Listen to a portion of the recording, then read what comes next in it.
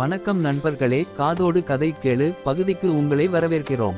இன்னைக்கு நாம ஒரு அழகான கிராமத்துல வாழுற அன்பு அப்படிங்கிற ஒரு சுட்டி பையனோட கதையை தான் கேட்க போறோம்.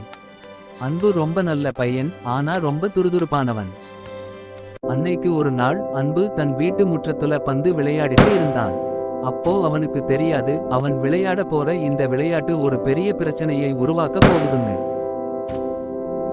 திடீர்னு அன்பு எரிந்த பந்து தவறுகளா அம்மா ஆசையா வச்சிருந்த பூங்கொட்டி பானை மேல பட்டு அது தனார்னு உடைஞ்சு சிதறிடுச்சு. அன்புக்கு உடம்பு எல்லாம் நடுங்க ஆரம்பிச்சுடுச்சு. ஐயையோ, அம்மா ஆசையா வாங்கின பானை உடைஞ்சு போச்சே. இப்போ அம்மா வந்தா என்னை கண்டிப்பா திட்டுவாங்களே நூ ரொம்ப பயந்தான். சத்தம் கேட்டு உள்ளே இருந்து அம்மா ஓடி வந்தாங்க. உடைஞ்ச பானையை பார்த்ததும் அவங்களுக்கு தூக்கி வாரி என்ன போட்டுச்சு. நடந்தது? அன்பு, இந்த என்ன பானை எப்படி நடந்தது? உடைஞ்சது? இந்த பானை எப்படி உடைஞ்சது? அம்மா கேட்டாங்க. எப்படி உடைஞ்சது? பயந்து போன அன்பு உண்மையை சொல்லாம ஒரு பொய்யை அவசரமா சொன்னான். அம்மா, நான் ஒன்னும் பண்ணல, ஒரு பெரிய கருப்பு பூனை வேகமா குதிச்சு ஓடுச்சு, அதனாலதான் பானை உடைஞ்சதுன்னு சொன்னான். அம்மா அந்த பொய்யை நம்பிட்டாங்க.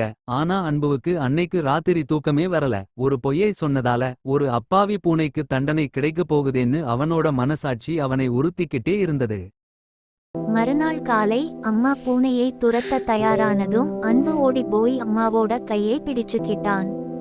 அழுதுகிட்டே, அம்மா, என்னை மன்னிச்சுடுங்க.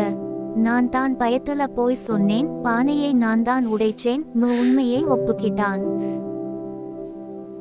அம்மா அன்புவை கோவிச்சுக்காம அணைச்சுக்கிட்டாங்க. நீ உண்மையை சொன்னது எனக்கு ரொம்ப சந்தோஷம் அன்பு. போய் சொல்றது தற்காலிகமா நம்மை காப்பாற்றலாம், ஆனா உண்மை மட்டும்தான் நமக்கு நிரந்தர நிம்மதியை தரும் சொன்னாங்க. நீதி பார்த்தீங்களா நண்பர்களே, நாம எப்போவுமே உண்மையை பேசணும். போய் சொல்லுறது நமக்கும் மத்தவங்களுக்கும் கஷ்டத்தை தான் கொடுக்கும். இந்த கதை உங்களுக்கு பிடிச்சிருந்தா எங்க சேனலுக்கு லைக் பண்ணுங்க, சப்ஸ்கிரைப் பண்ணுங்க. நன்றி.